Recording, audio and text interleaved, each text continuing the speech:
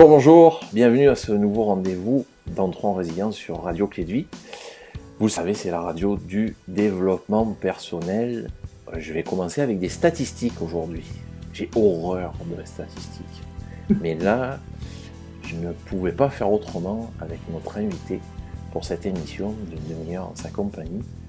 Figurez-vous que Karine Leclerc, dans ses 25 premières années, elle a vécu pas loin, ou même un petit peu plus, je crois, d'une douzaine de deuils. Puis là, on parle de deuil dans son entourage proche, sa famille, etc. Je vais prendre ma machine à calculer pour voir combien ça en fait par année, tout ça.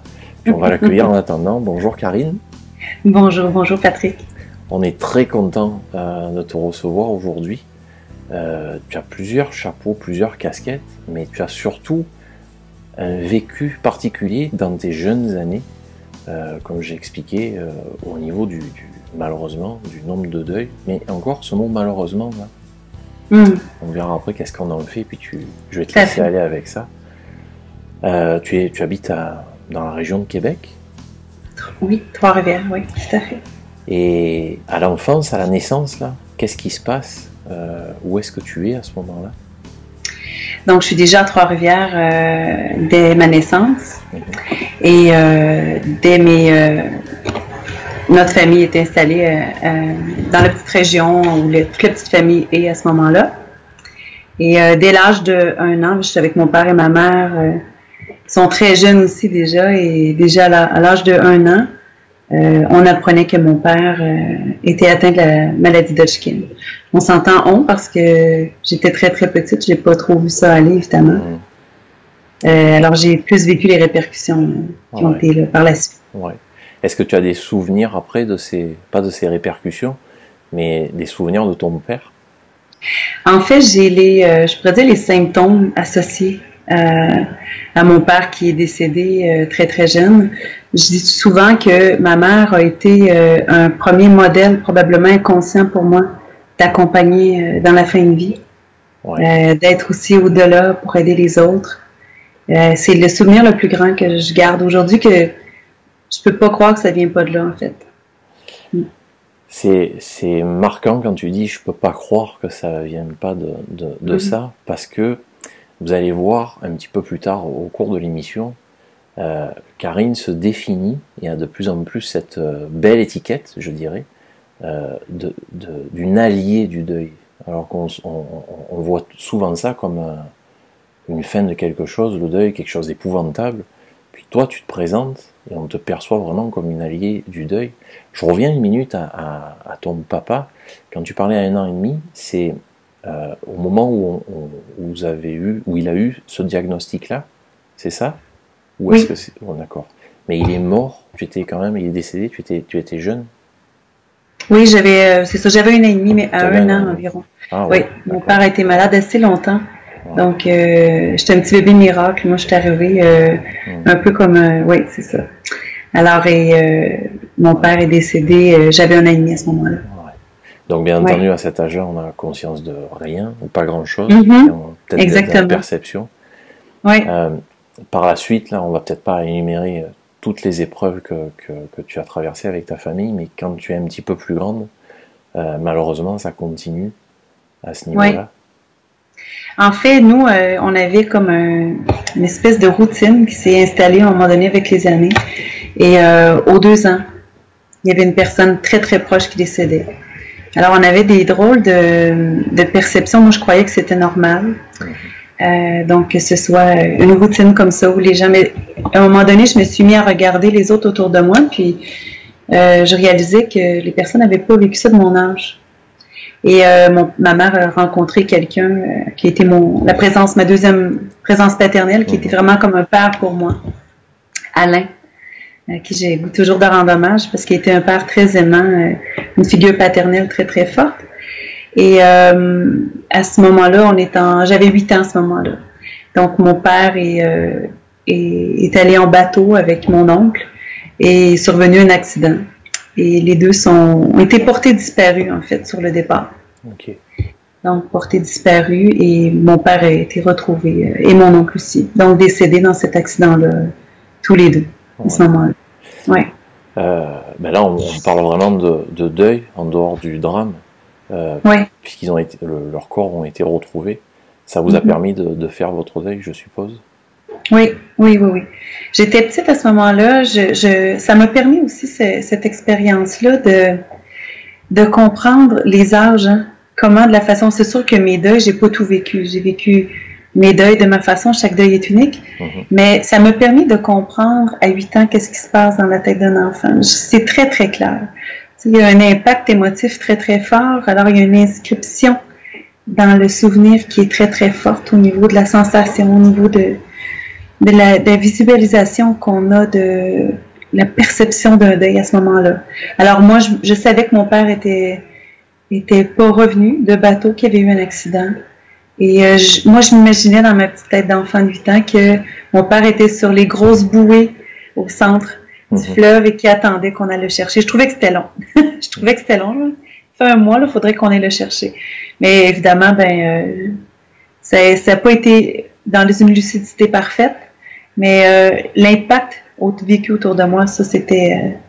l'empreinte est très, très grande encore aujourd'hui. Quand on parle de résistance, j'ai bien dit résistance, pas résilience. Hein. Quand on est un enfant de 8 ans, qu'est-ce qu'on te dit, qu'est-ce qu'on ne te dit pas à ce moment-là? Quand on retrouve les corps et qu'on sait que malheureusement ils sont décédés, est-ce que tu as été informée de la vérité? C'était très, très, très tabou à la maison, étant donné que les recherches ont quand même été assez longues.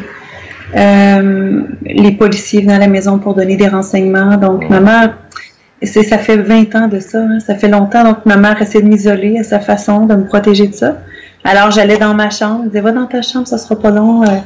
On a des discussions d'adultes et ma petite oreille très fine se tendait.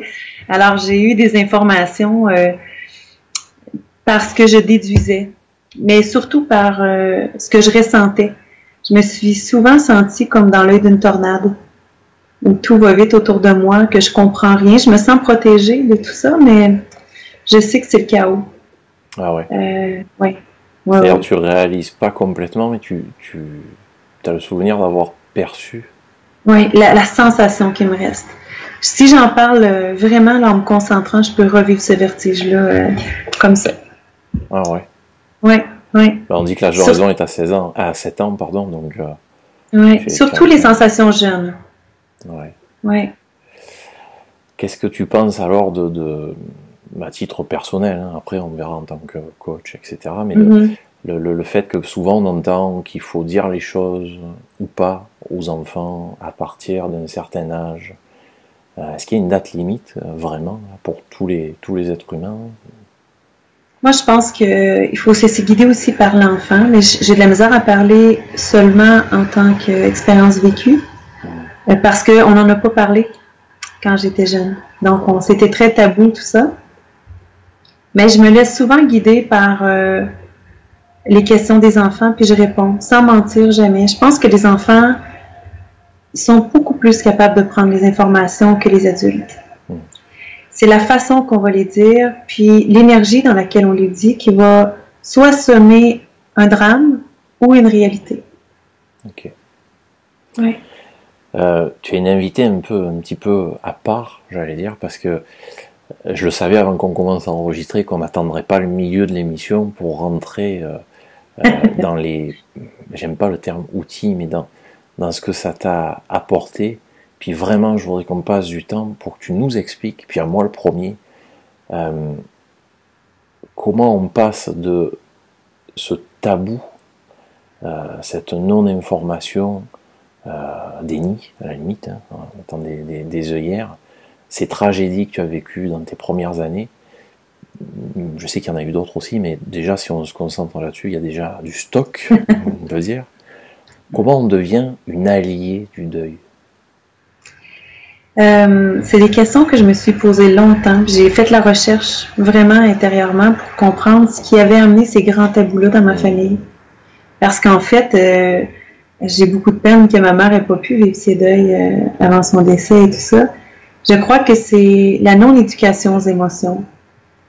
Ce qu'on perçoit des émotions, c'est, étant donné que le deuil est souvent plus relié à la colère ou à la tristesse. C'est deux émotions qui ne sont pas agréables à ressentir au départ, mais qui sont nécessaires et très importantes pour cheminer puis avancer.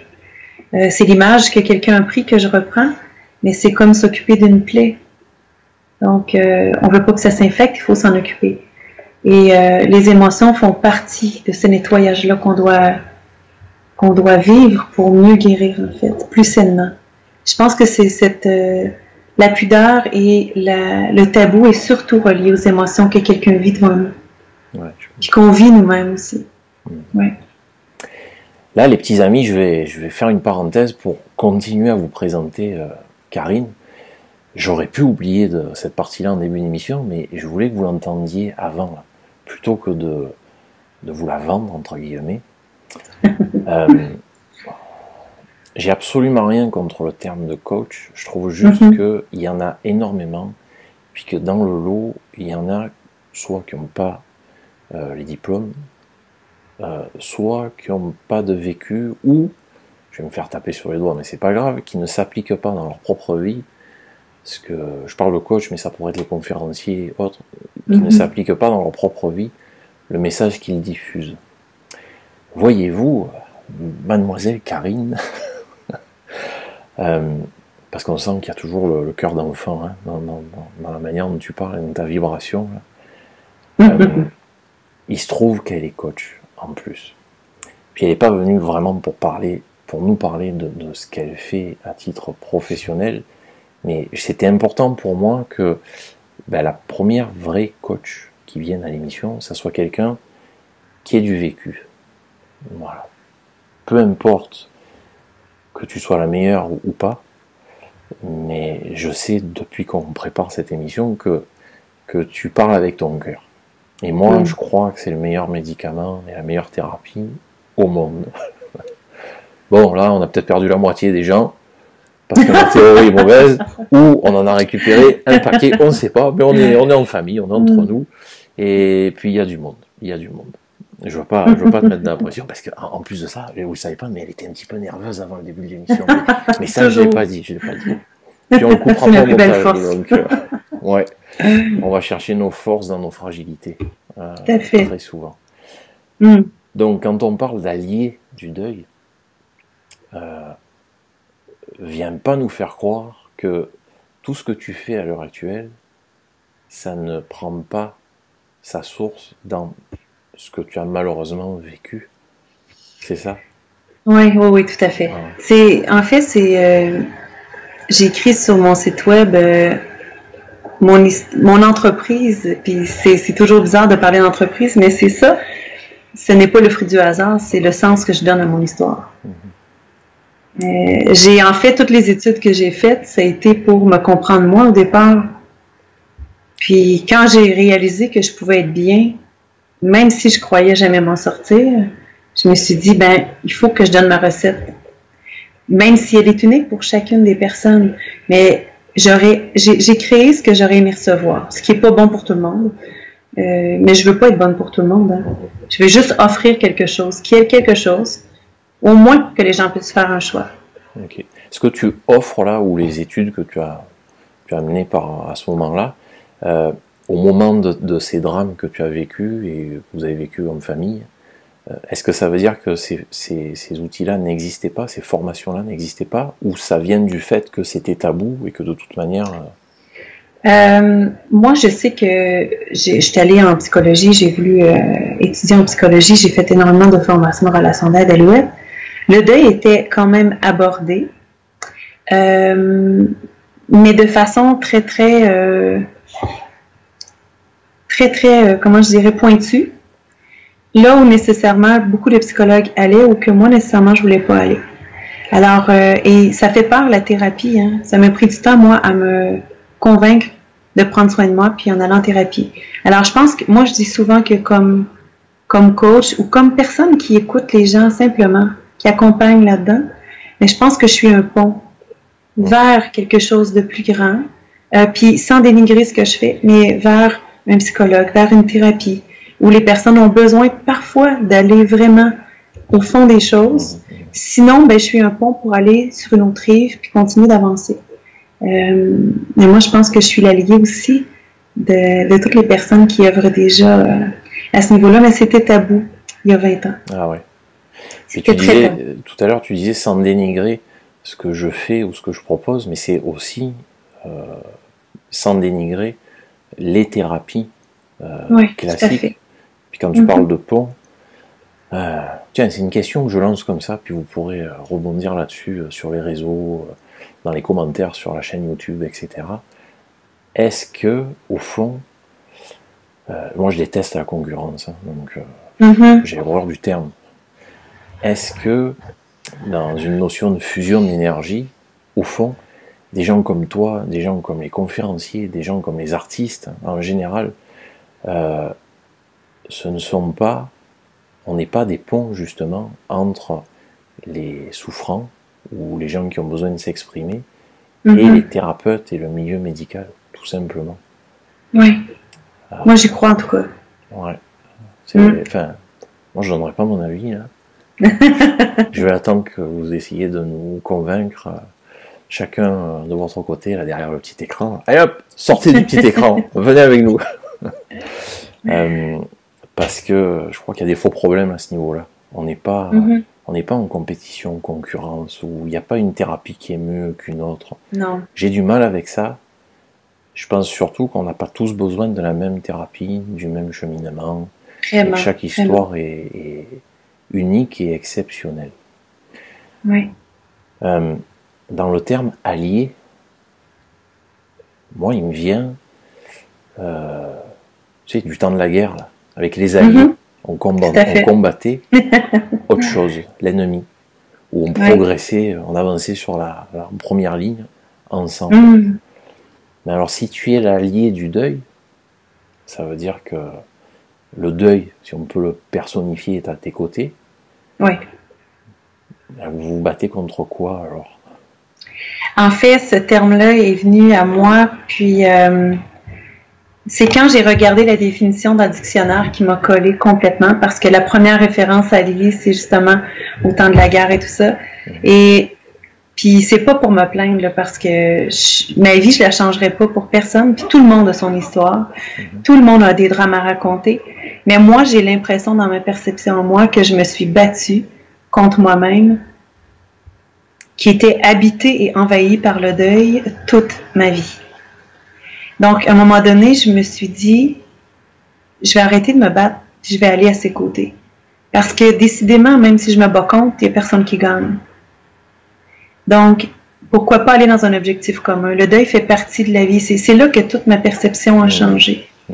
Je me suis dit, on doit vivre à côté du deuil, puis on a tellement de beaux cadeaux à retirer de ça, réellement. Puis je sais que quand je dis jamais ça de toute façon à quelqu'un qui est en train de vivre un deuil dans le moment présent, mais c'est tellement vrai.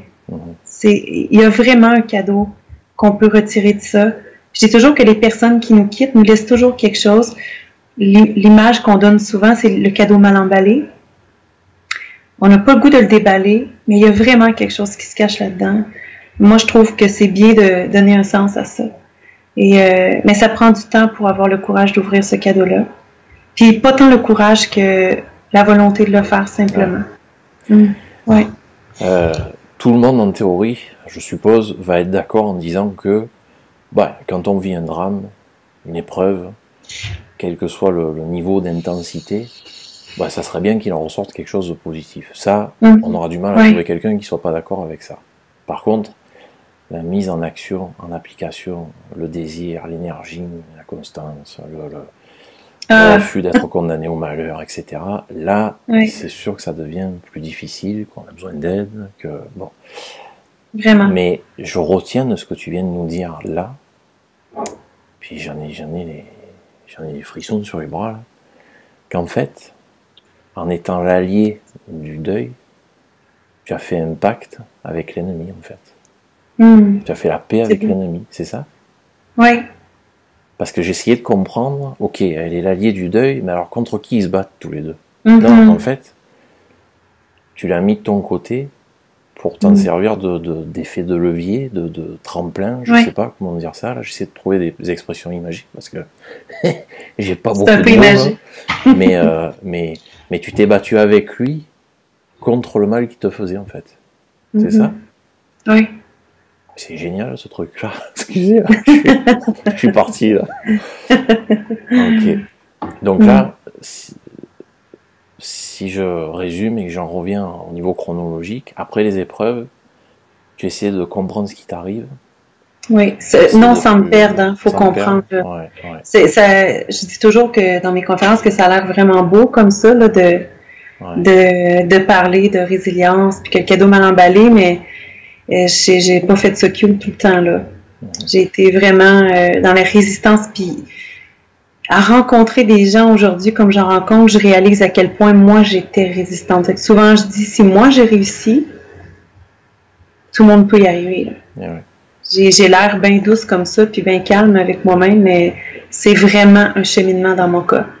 Oui, vraiment. Fait que, et puis c'est sûr que je veux revenir rapidement sur ce que j'ai dit tantôt, parce que c'est une des phrases qui m'agressait le plus qui était dite.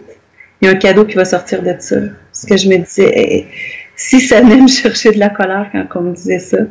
Et je la répète là, ici, parce que c'est à toi que je parle seulement. mais est-ce que je dois être honnête avec toi? Je fais des temps. J'espère qu'il n'y a pas juste à moi que tu parles. Non, quand même. Mais je me rappelle comment ça m'agressait de me faire dire ça. Ou le classique, la vie nous amène les épreuves qu'on est capable de traverser. Puis je me disais, pourquoi tu me dis ça? Ça venait vraiment me chercher quand on m'abordait de cette façon-là. Mais en fait, c'est le temps, vraiment. C'est le temps qui apaise les choses et les outils qu'on décide de prendre aussi. Ouais. Puis il ne faut pas oublier que la colère que tu as ressentie à ce moment-là, que vous, probablement, vous ressentez, malheureusement, certains en tout cas en ce moment, parce que vous êtes en plein dans les épreuves. Oui, il y a le pardon, oui, il y a tous ces trucs-là, puis je suis vraiment pas spécialiste là-dedans.